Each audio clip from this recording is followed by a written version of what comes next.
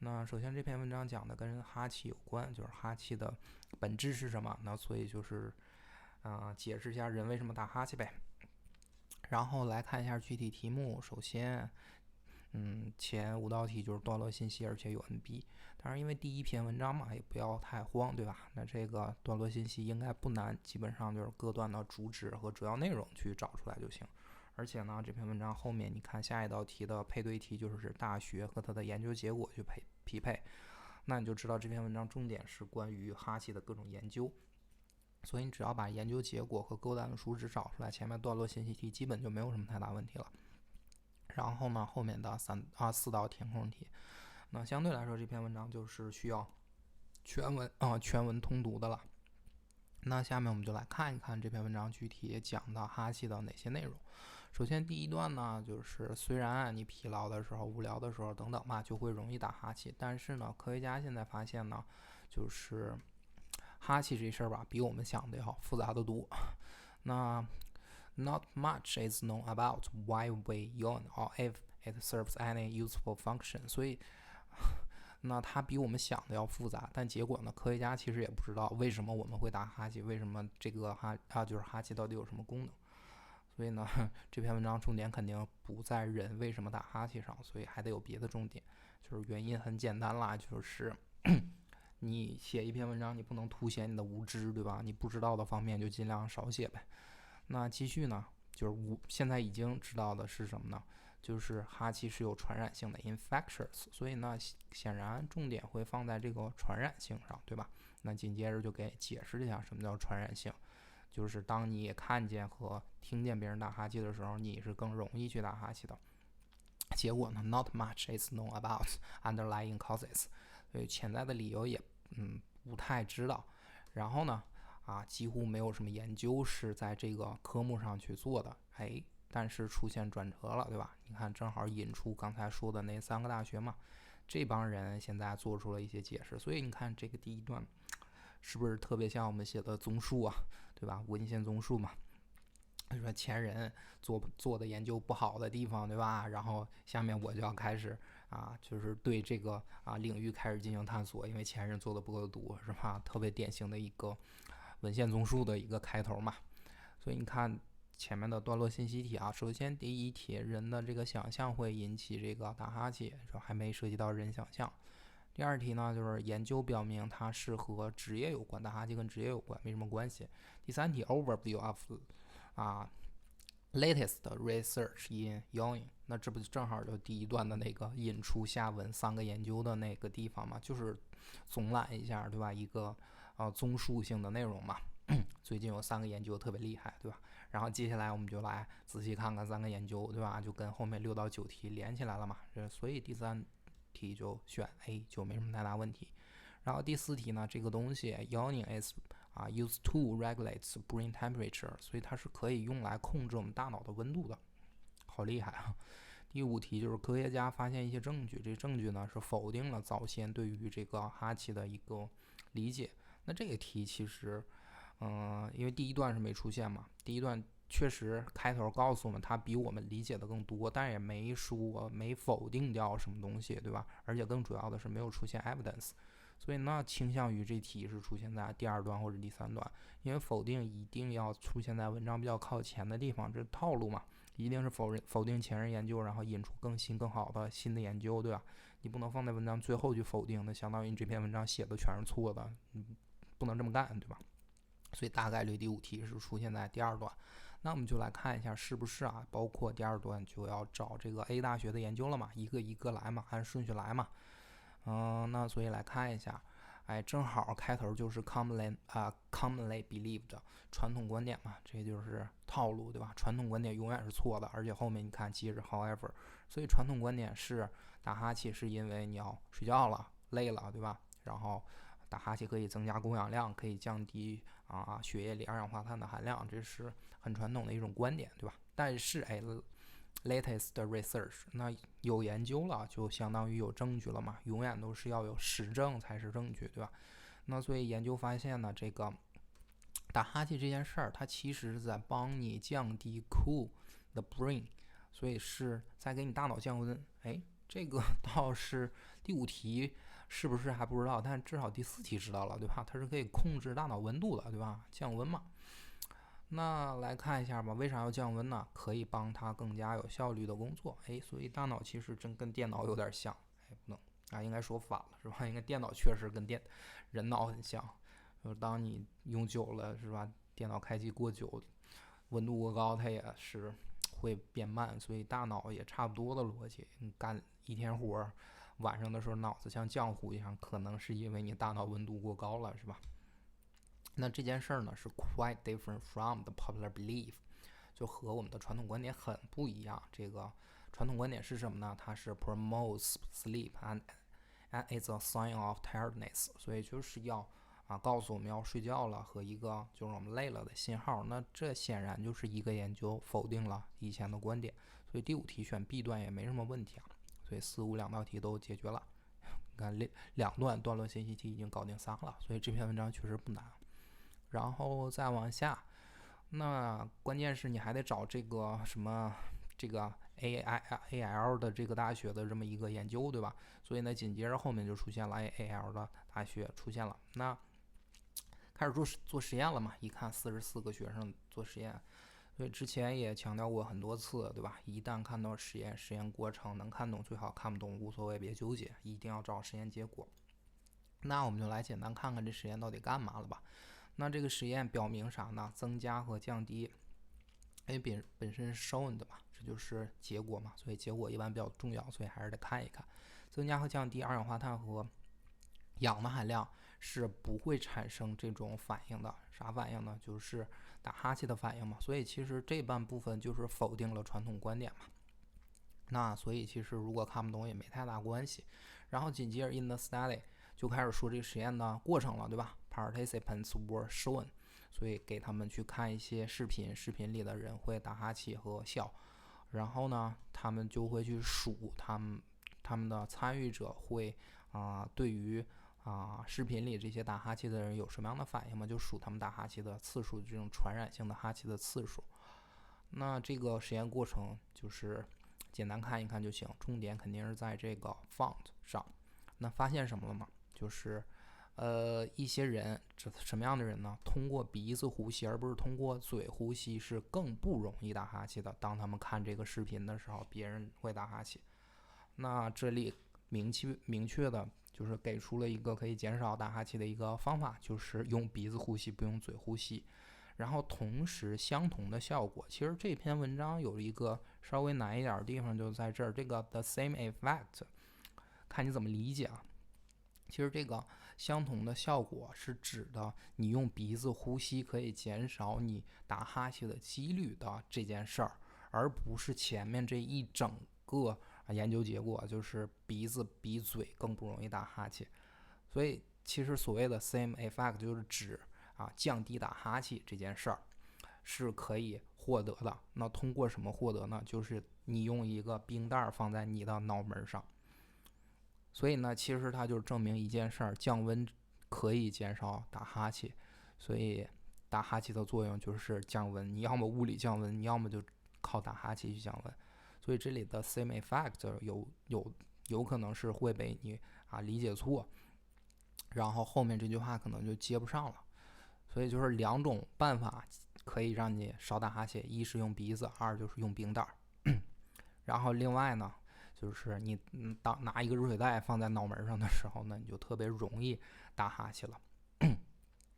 然后呢，因为这打哈欠 occurs when brain temperature rises， 所以就温度上高你就会打哈欠。所以呢，就是 sending cool blood to the brain serves to maintain the best levels of mental efficiency。所以总结一下，对吧？所以这就是 A 这个大学的研究结果。那就来看一看吧，哪个是跟温度有关就行。那6题是没有 gender difference 性别的区别，暂时还没看到性别。然后第7题有一些disorders 有一些病的人，然后 are less likely to be affected by other people yawning， 所以也没有提到得病。再往下8题，这个 yawning is associated with the way people breathe， 那显然这是跟他的呼吸方式有关，鼻子和嘴嘛，这就是不同呼吸方式嘛，所以这个答案选 A。然后第9题，这个什么样的人呢 ？Who are trained to feel empathy？ 所以就是受过训练去有同理心的这些人，有这种就是更加能跟别人产生共情的这些人呢，are more likely to yawn than those who are not who are untrained。这2种不同的人嘛，一种人受过这种专门的训练。这个其实啊，如果说你要学心理学相关的专业的话，你就知道它跟哪道题是一样的了，就是第2题。因为心理医生本身他就有一个必备的技能，就是你要有共情嘛，所以这就是跟职业有关。要不然你为啥要受这种训练呢？是为了职业素养嘛。所以这2道题其实说的是一回事，当然看不出来没关系，至少现在还没提到什么共情的事儿。那往后看嘛。所以第3段不用说了，肯定就是另外一个大学，对吧？那首先这一段强调的是这个yawning is universal to humans and many animals， 就是动物其实也有这玩意儿。那所以人类特殊的地方是啥呢？那狗和猫还有鱼就像人类一样，但是它们是自发的打哈欠。所以其实这段就想强调的是那个传染性了。因为它是自发的，啥意思？就是我想打就打，但是人呢可能会因为受到别人的影响去打，对吧？所以呢，只有人类和猩猩就 have shown， 就是表现出这种 contagious yawning。所以呢，这一段就想强调人类的特殊呢，就是解释呗。那为啥人类会有这种特殊的情况出现呢？虽然 much of yawning is due to， 所以就是虽然这个很多哈气也就是会跟暗示性有关，但是呢 sometimes 有时人呢 do not need to actually see a person yawn， 所以就是你根本就不用看到，那不看怎么受传染呢，对吧？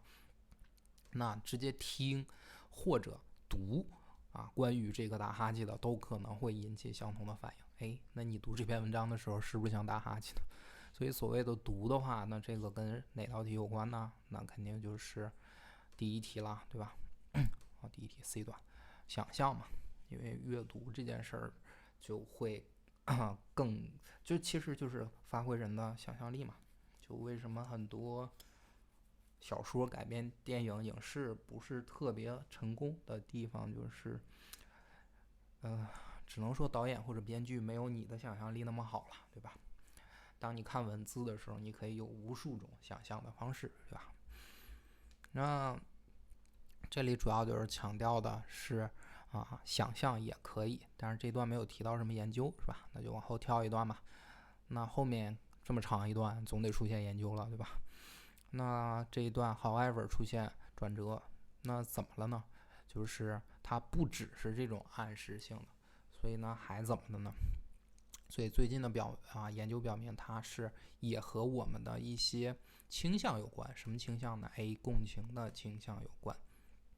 所以那想强调的就是传染性这件事儿吧，不止跟别人有关，因为你不论读、听还是看，那都是别人影响你，那也跟你自己有关，就是你自己的人格特征，对吧？就是共情的这个能力本身跟你自己的人格性格是有关的，所以这就是自身的一些条件了。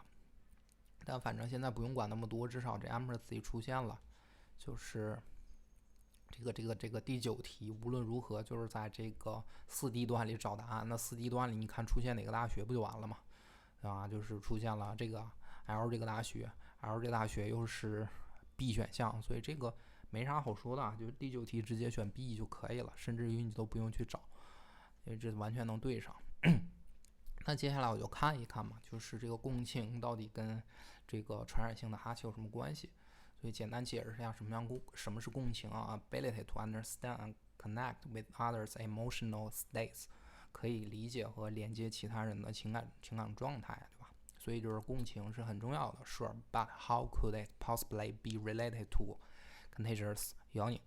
就是那它跟这个传染性的哈气到底有啥关系呢？那这个开始有研究者要去研究这件事了，对吧？他们的研究呢，就是又是选了40个，你看心理学学生吧，因为本身就很少有职业去训练这个所谓共情能力的，对吧？40个工科生40个心理学学生。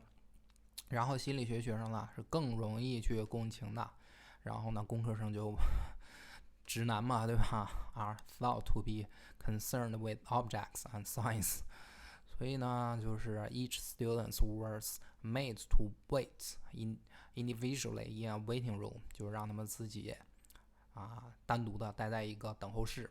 然后呢 ，along with an undercover assistant who yawned 10 times， 就是有一个助手在那儿就是不停的打哈欠，对吧？然后呢，这个 students were then administered an emotional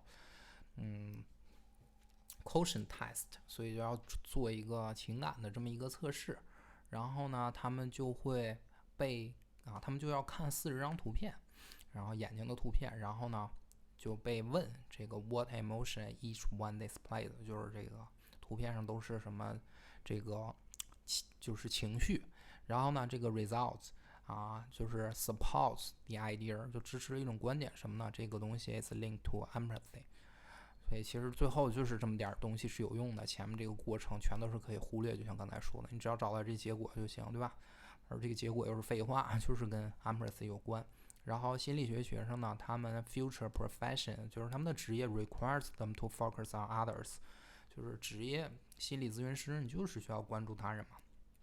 所以呢，他们就会产生5.5次这种传染性的这个哈欠。然后呢，他们会scored 就是得这么多分在这个什么情感测试上。而另外呢，与之对比的，对吧？工科生呢，他们只有1.5次，然后得分是这么多，在那个情感情绪研究上。所以这就是研究结果你的共情能力更强，你就更容易打哈欠嘛。所以这个2个 test 各测一样东西嘛。那个 emotional test 就是测你到底有没有 empathy 的能力，然后打哈欠的次数就是测你会不会传染性的哈欠嘛。然后这个 difference doesn't sound like much, but researchers consider it significant。好像不太靠谱，对吧？但是呢，还挺重要的。但是其实就是你看下一句，你就会发现，共情能力这件事好像是有性别差异的，对吧？明显的就是女性的共情能力是要优于男性的。那是不是传染性哈气这件事男女之间也会有区别呢？结果奇怪的是呢，就是女性她们通常更加的，就是感性的话，她们没有就是产生刚才说的打哈欠这件事的差异。所以这个性别差异这件事的话，因为本身刚才也出现了，对吧？第6题，所以答案也是2B 选项。然后这 empathy 这个跟什么这儿就是这些人，然后他们是训练去产生共情能力，这不就是心理学学生嘛？所以也没什么好说的，就是一定是2B 段了。然后再说那个跟职业有关的这个 occupations 也一定是刚才的那一段了，对吧？是4D 段，就是那个大学是2B 4D 段，所以第2题选4D 就可以了。然后呢，反正到这儿了，那第7题就一定选 C 了，对吧？也没什么好说的，就是有一些本身自身有问题的学生，然后不太容易打哈欠，对吧？那下一段开头也提到了 London， 然后呢，他们也在寻求答案，所以来看嘛，到底有什么病呢 ？With autism。那 autism 是啥呢？这个的话，删掉的视频里有过一篇就是剑九上一篇文章讲过，自闭症嘛。当然这里实在不认识 autism 没关系，disorder 不是原词嘛，所以你就知道这一段就讲 disorder 就行了。所以你就把他俩联系在一起，就有 disorder people 就行了。然后他们被认为呢，他是在这个情绪发展上是有缺陷的。然后呢，这帮人他是有 trouble connecting with others and find it difficult to feel empathy， 所以他也没有共情能力，所以跟上一段其实也是有联系的。本身自闭症的小孩就是和他人很难去产生交流嘛，那你更别提 empathy 共情了，对吧？那所以他们共情都很难，那自然就不太容易。他们 shouldn't be 就不太容易，然后受什么影响嘛？ susceptible 是易受什么影响嘛？然后那他们应该是这样，对吧？ shouldn't 所以这只是一个假设。那接下来就去验证嘛，所以他找了这么多个孩子，然后呢又是去看电视，然后24个孩子呢，他们被诊断是有这个自闭的，然后25个是正常孩子。所以来看吧，研究结果对吧？表明啥呢？这种短片，然后人们打哈欠的这种片段和人们就是张开嘴的片段，但是不打哈欠，就是刚才看错了，是这些孩子们被就是要去看这样的片段，就是孩子们要看2种不同的片段，一个是打哈欠的片段，一个是单纯张着嘴，是吧？那结果是什么呢？然而呢，就是有自闭症的这孩子呢 had the same like of reaction to both kinds of clips， 所以对2个片段都没啥反应，就是有自闭症的孩子。结果正常孩子呢，就是在看到人打哈欠的时候打更多的哈欠。所以呢，这里就证明一件事儿，就是前面这里，对吧？他们不太容易产生这种传染性的哈欠，然后实验也验证了这个结果，所以前后是一个验证关系。所以实在不愿意读的话，你愿意蒙也行。总之吧，反正第7题说的有疾病的这些孩子不太容易受到这个哈气的影响，就选 C 就可以了。然后最后剩这几道填空题，只让填一个单词，然后 another theory， 所以除了前面的研究外，看来是又有新的一个理论了。那哈气是用来干嘛的？然后是把个体们怎么着进一个更加紧密的一个 social unit 社会单位里。那来看一下吧，正好最后一段 ，There also have been studies suggest yawning, especially psychological contagious yawning, may be developed as a way of keeping a group of animals alert and bonding members of a group into a more unit one。所以呢，这里明显是出现了一个更紧密的单位，对吧？那干嘛呢？是让这个群体更加的警戒和把他们绑进一个，对吧？更紧密的这么一个单位，对吧？那显然这里面把他们弄进一个单位呢，这里面 bonding 比 alert 那个单词是更合适的，对吧？所以填这个 bonding 就行了。然后下一个，它还能增加 alertness， 对吧？你看这2点都会涉及到。那在什么样的这个情况里呢？什么东西 is close？ 那这个情况里是一个东西在接近。那往后看呗，所以什么时候它更加能增加人的警戒，动物的警戒程度？所以如果一个动物很疲劳了，它呢 may not be as alert as it should be， 就它就没有那么警戒了，对吧？那这就是那种情况出现了吧？它应该警戒的时候，对吧？那它什么时候应该警戒呢 ？To be prepared, spring into action， 就应该去展开行动。然后 is yawning is practically saying， 就它实际上在说 ，Hey, I need some rest. You stay awake。所以其实打哈欠就相当于一种信号嘛，就是告诉别人，哎，我不行了，你替我盯会儿，对吧？然后因此呢contagious yaw could be an instinctual reaction to a signal from one member， 所以其实就是一种信号。然后是干嘛呢 ？Reminding the others to stay alert， 又出现了，对吧？你要保持警惕。那到底这个什么时候对吧？说了半天，对吧？你替我盯会儿，那为啥要盯会儿呢？到底保持警戒是为了什么？还没有，对吧？终于出现了 when danger comes， 所以这个就填危险嘛。危险接近的时候，你更应该去保持警戒。然后再往下，例如呢，就是这个打哈欠会发一个信号，然后呢 a member 就是一个成员，这个群体当中成员需要一些什么东西。其实这里面这道题就是稍微有点乱序就是这个实际的例子应该在前面这引号里嘛，对吧？对，所以需要一些休息其实这个的话，12题应该是填的前面的答案，就是一个成员需要一些休息了，所以他发送信号嘛。